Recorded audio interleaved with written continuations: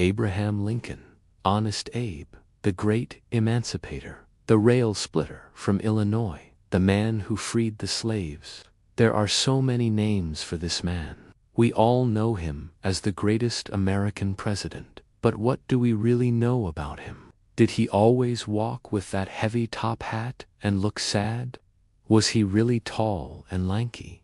What did he eat every day? And most importantly, what can we learn from his life and leadership? That's what we're going to explore today. He loved sweet treats, and his wife Mary was often scolded by guests at the White House for eating too much dessert. He enjoyed pies, particularly mincemeat pie, which is not for the faint of heart. It's basically meat cooked in its own juices and spices mixed with alcohol and dried fruit. This dish dates back to the 1500s. Other favorites included apple pie, peach cobbler, and cakes of all kinds. For Thanksgiving dinner in 1863, Mrs. Lincoln planned an epic feast for the White House. The menu included a roast pig, 2 suckling pigs, 4 kinds of pies, rice pudding, and a whopping 12-layer cake. While the U.S. was mired in civil war, Lincoln must have felt that Americans needed some sweetness in their lives. Or maybe it was just his weakness. After all, he was a human being, even though he's been put on a pedestal. In reality, he loved good food and was actually quite fussy about it. So don't think that your job is too stressful to bake a cake.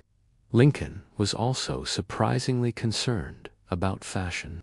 Yes, his signature top hat was part of his image, but he paid great attention to how he looked and dressed. When buying suits, he insisted on trying them on, something unheard of among gentlemen at the time. In fact, he was such a stickler for details that when his tailor in New York accidentally shrank his trousers, he refused to pay until they were fixed. Some criticized his choice of clothes, especially his tall black hat, but he simply saw it as a necessity due to his height. Moreover, he wanted to distinguish himself from others, and he definitely succeeded in doing that. Even though he didn't invent the hat style, he popularized it. It became a symbol of the 19th century and signified a high social status. Lincoln also wore this hat during his famous Cooper Union Address in 1860, which led to an increase in sales of tall hats. Fashion historians say this shows how a single person's taste and stature can influence trends. Therefore, before you make fun of someone's outfit, consider if it might become the next fashion statement. You wouldn't want to be on the wrong side of history, right? Do you remember the last time you cried? Maybe watching a movie or saying goodbye to a friend. Crying is normal and healthy, but there's a surprising fact about Abraham Lincoln. He rarely shed tears, if ever. Historians have found no record of him crying, despite the hardships he faced. You might think he was cold or heartless, but it's quite the opposite. Lincoln understood the power of restraint. He knew that tears could show weakness, and in his position, it was important to stay strong for the people he led. In fact, he had a secret reason for his dry eyes. Once, when a reporter asked him why he never cried, Lincoln replied, "I was always afraid that if I did, I would never stop." He realized that letting emotions take over could lead to an endless flood of sadness. In tough situations, he chose to hold back tears and focus on solving problems. For example, when his son Willie died, Lincoln was heartbroken, but he hid his grief while continuing to work tirelessly for the Union. His strength during tragedies amazed those around him. But sometimes, like Lincoln, we have to control our emotions to accomplish something greater. He taught us that we don't need tears to be human. Instead, we should use them wisely and be strong like him. Abraham Lincoln was surprisingly funny. Yeah, you heard right. He loved making people laugh and wasn't shy about cracking jokes. During his presidency, he hosted a Christmas party and even dressed up as Santa Claus, delivering gifts to children. One time, he joked with a guest, saying he couldn't get enough ice cream and asked for a few barrels to be sent to his room. Of course, it was a playful request, but later that night, he reportedly snuck out of the White House, went to a nearby grocery store, and bought 2 whole baskets of ice cream. Talk about dedication to your cravings. Lincoln's sense of humor helped him connect with people from all walks of life. He could make everyone feel at ease with his funny stories and witty comments. Plus, he had a talent for imitating other politicians, which often left them both flattered and amused. But sometimes, his jokes went a bit too far. Once he made a humorous jab at Senator Charles Sumner, calling him the Prince of Tears. But then he apologized for insulting the senator's dead brother. Lincoln knew how to have fun, but he also used humor to cope with the pressures of his job. He once said, "I am like a dog, so remember, laughter is the best medicine," just like Abraham Lincoln prescribed. Have you ever wondered what Lincoln's daily routine looked like? Well, let me tell you. He was a firm believer in starting his day right. Every morning he woke up bright and early, even before dawn, and immediately headed to his study. His first task was to read through the newspapers, both foreign and domestic, to catch up on current events. Then he spent several hours writing and dictating letters and notes on various topics. Lincoln had a particular fondness for correspondence and took great pride in answering as many letters as possible, often providing handwritten replies. He valued connecting with his constituents and considered it an important part of his job. However, as the Civil War progressed, the volume of mail he received increased dramatically, and it became impossible for him to answer every letter personally. Despite the immense workload, Lincoln continued to prioritize his writing, realizing the significance of maintaining connections with the people he served. He understood that by taking the time to respond to letters, he was building trust and strengthening bonds that transcended physical distance. Through his written words, Lincoln aimed to provide guidance, encouragement. Many people believe that Lincoln was the greatest American president, but he held a different view. In his opinion, George Washington was the no-one president, followed by Thomas Jefferson. He admired their leadership and considered them true heroes of the country. Although some may disagree, it's important to note that Lincoln's ranking doesn't diminish his own accomplishments. After all, he successfully led the Union through the Civil War, abolished slavery, and preserved the United States as a free nation. His presidency was marked by significant challenges and triumphs, leaving a lasting impact on American history. Nevertheless, Lincoln's admiration for Washington and Jefferson reflects his respect for the nation's founders and his desire to uphold their legacy of leadership and service. Ultimately, the question of who ranks higher in presidential greatness is subjective and open to interpretation. While Lincoln himself held Washington and Jefferson in high regard, his own achievements continue to inspire and captivate people around the world. What qualities do you admire most in a leader? Is it charisma, intelligence, or determination? Abraham Lincoln possessed all these traits and more. He was a self-made man who rose from humble beginnings to become the 16th President of the United States. Throughout his life, he faced countless obstacles, from personal tragedies to political defeats, but he never gave up. In fact, he used these setbacks to fuel his determination and make him stronger. When he was just 9 years old, his mother died, leaving him and his siblings without a father figure. However, instead of falling into despair, Lincoln worked harder to provide for his family and educate his younger siblings. His unwavering commitment to their well-being showcases his deep sense of responsibility and compassion. As Lincoln grew older, he faced financial struggles and legal challenges, but he persevered and eventually achieved success. His journey exemplifies the power of resilience and the importance of never giving up in the face of adversity. Throughout his career, Lincoln encountered numerous obstacles that could have easily discouraged him. However, he remained steadfast in his pursuit of justice and equality for all Americans. His leadership during the Civil War was nothing short of extraordinary, as he guided the nation through one of its darkest periods. Despite enduring personal losses and facing fierce opposition, Lincoln never wavered in his commitment to preserving the Union and ending slavery. Now, here's the exciting news. This is just the beginning of his story.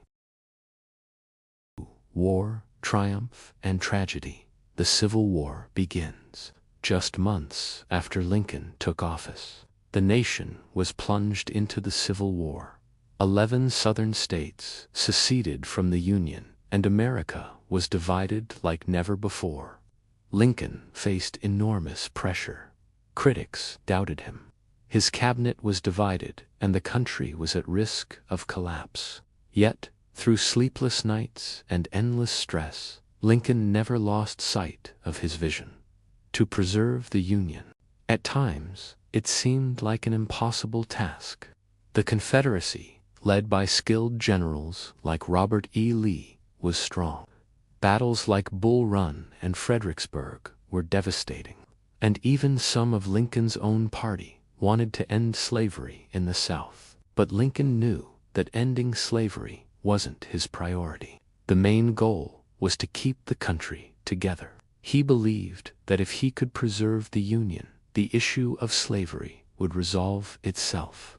Though many Northerners felt this was too slow and too cautious an approach, Lincoln knew he had to tread carefully. If he pushed too hard, he risked losing the support of the border states, which hadn't seceded and still had slavery. Lincoln needed to keep the Union intact, and he did everything possible to achieve that objective. In doing so, he made one of the most controversial calls in American history: the Emancipation Proclamation. By 1863, the war had been raging for 2 years, with no clear end in sight. As the death toll rose, so did the calls for a change in strategy. Some in Lincoln's cabinet argued that ending slavery should be the war's main goal, but Lincoln remained cautious. He wanted to focus on preserving the Union. However, as the war dragged on, the public's patience waned. Many began to question the purpose of the war and whether Lincoln had a plan to end it. Then came the Battle of Antietam, also known as the Battle of Sharpsburg. Although tactically a draw, it was a pivotal moment. It gave Lincoln the opportunity to shift the war's focus from preserving the Union to ending slavery. Shortly after the battle, Lincoln met with abolitionists and members of his cabinet to discuss the possibility of declaring freedom for enslaved people in Confederate states. But he still hesitated. While personally against slavery, he didn't want to make the war about ending it. He feared it would alienate border states and could potentially end the war in a stalemate. However, as the debate raged, a letter reached him. It was from a former slave who had escaped to the North. In the letter, he begged Lincoln to free all slaves, not just those in the Confederacy, but throughout the United States. Lincoln read the letter and realized that ending slavery had to be part of his agenda. He couldn't ignore the moral imperative any longer. Finally, on January 1, 1863, Lincoln issued the Emancipation Proclamation. It declared that all people held as slaves in any state or designated part of a state, the people whose institution of slavery has been a great sin and has been persistently maintained, in defiance of the plainest teachings of our political and religious faiths, shall be then, henceforward, and forever free. With this single document, Lincoln changed the course of history. The war's purpose was no longer just about preserving the Union. It became a fight for freedom. Millions of enslaved people were liberated, and the United States took a giant leap toward becoming a true democracy. Gettysburg and a new hope. After the Emancipation Proclamation, the war took a dramatic turn. The Union gained momentum, winning major battles like Gettysburg and Vicksburg. These victories didn't come without cost. The battlefields were littered with the bodies of Union soldiers. Still, as the casualties mounted, Lincoln's resolve only grew stronger. In November 1863, he delivered the Gettysburg Address, one of the most iconic speeches in American history. In just over 2 minutes, he redefined the purpose of the war and the meaning of freedom. 77 years ago, our fathers brought forth on this continent a new nation, conceived in liberty and dedicated to the proposition that all men are created equal. Now we are engaged in a great civil war, testing whether that nation or any nation, so conceived and so dedicated, can long endure. We are met on a great battlefield of that war. We have come to dedicate a portion of that field as a final resting place for those who here gave their lives that that nation might live. It is altogether fitting and proper that we should do this. But in a larger sense, we cannot dedicate, we cannot consecrate, we cannot hallow this ground. The brave men, living and dead, who struggled here, have consecrated it far above our poor power to add or detract. The world will little note, nor long remember what we say here, but it can never forget what they did here. It is for us, the living, rather, to be dedicated here to the unfinished work which they who fought here have thus far so nobly advanced. It is rather for us to be here dedicated to the great task remaining before us, that from these honored dead we take increased devotion to that cause for which they gave the last full measure of devotion, that we here highly resolve that these dead shall not have died in vain, that this nation, under God, shall have a new birth of freedom, and that government of the people, by the people, for the people, shall not perish from this earth. The echoes of Gettysburg reverberated across the nation and the world. The war was far from over, but Lincoln's words gave hope and meaning to those who fought for the Union. The speech solidified his place in history as a leader who could articulate complex ideals in simple, powerful terms, triumph and tragedy. As the Civil War raged, Lincoln navigated countless challenges. He faced criticism for his handling of the war, for the Emancipation Proclamation, and for his decision to run for re-election in 1864.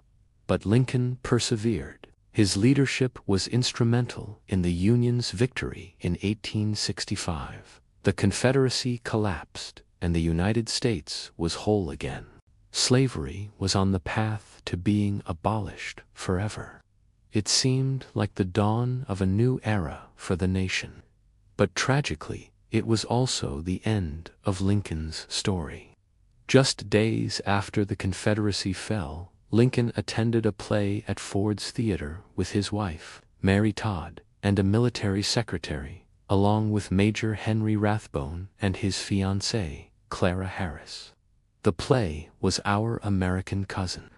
As the performance neared its end, a man jumped onto the stage and fired 2 shots. The first hit Lincoln, the second, Rathbone. Lincoln was taken to a house across the street, where he died the following morning.